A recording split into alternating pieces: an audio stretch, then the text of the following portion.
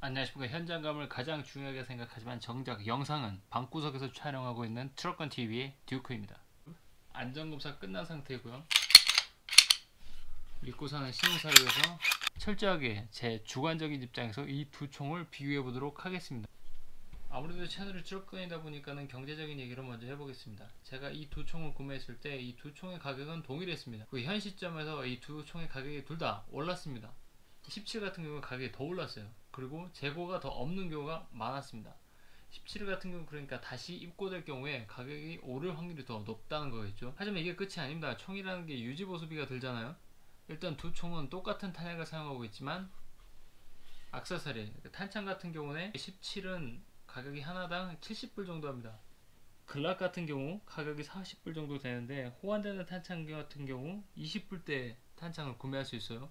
그 다음 신뢰성입니다. 제가 M17을 사격했을 때 단 한 번의 기능 고장도 없었습니다.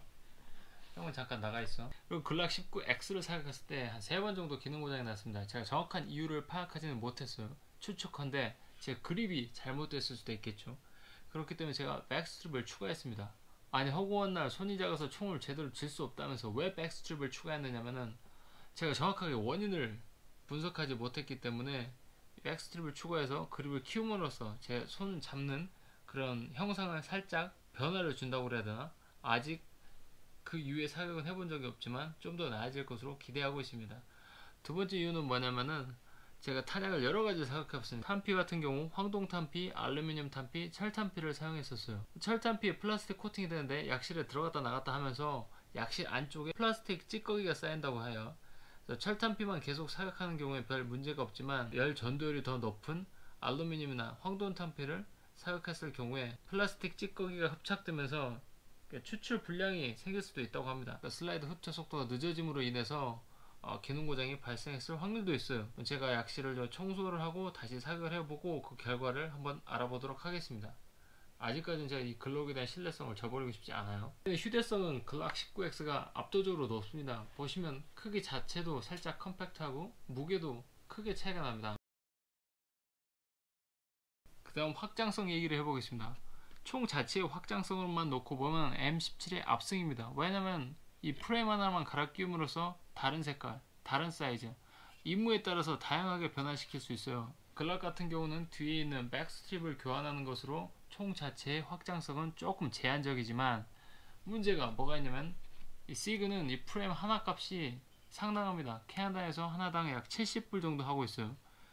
이거 하나 사는데 70불을 더 투자해야 되는 M17과 총 살 때 백스트립을 추가로 같이 주는 글락 19X를 놓고 봤을 때 경제성은 글락 19 쪽으로 근소하게 우세하다고 할 수 있습니다. 근데 근래에 어떤 게 있었냐면은 M17 같은 경우에 이 프레임 자체를 권총 프레임이 아닌 뭐라고 해야 되지? PCC처럼 개머리판이 포함된 그런 제품이 나왔더라고요.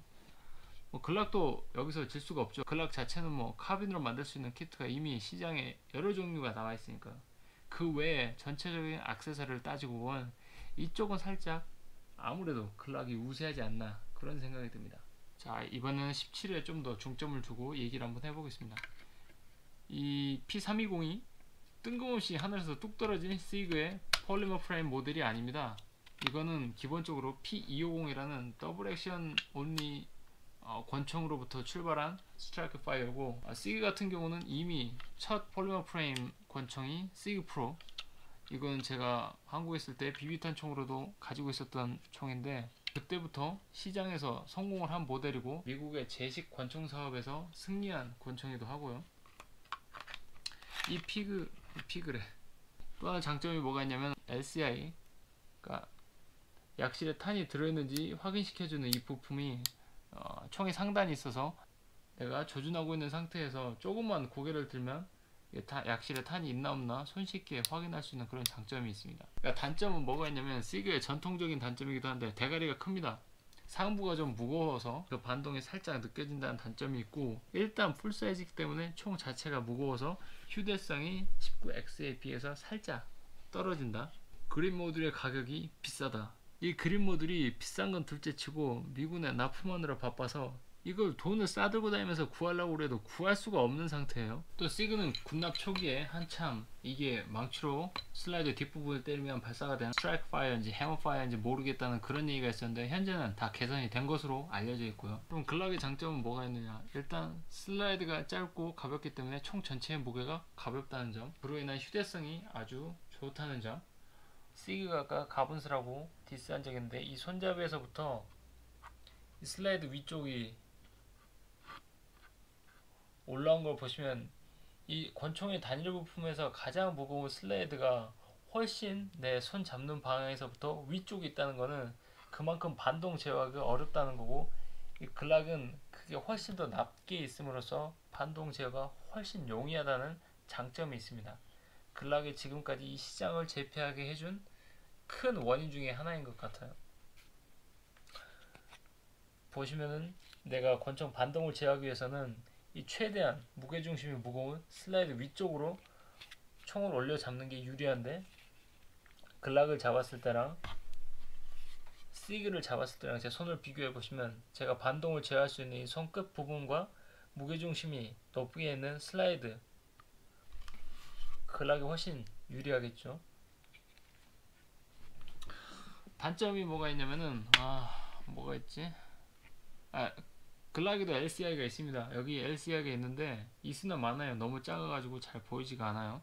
자, 그럼 순수하게 제 뇌피셜에 의한 느낌적인 느낌, 만약에 둘 중에 딱 하나의 총만 가지고 있을 수 있다면 어떤 총을 선택하겠느냐? 저 같은 경우는 19X를 선택하겠습니다.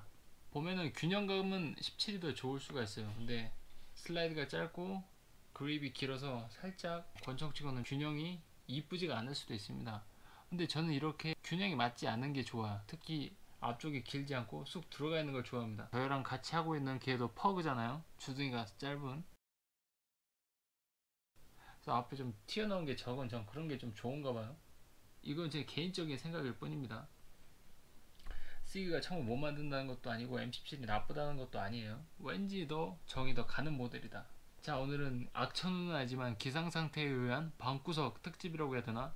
근데 뭐 제가 딱히 준비한 것도 없고 대본도 없지만 재밌게 봐주셨으면 좋겠고요.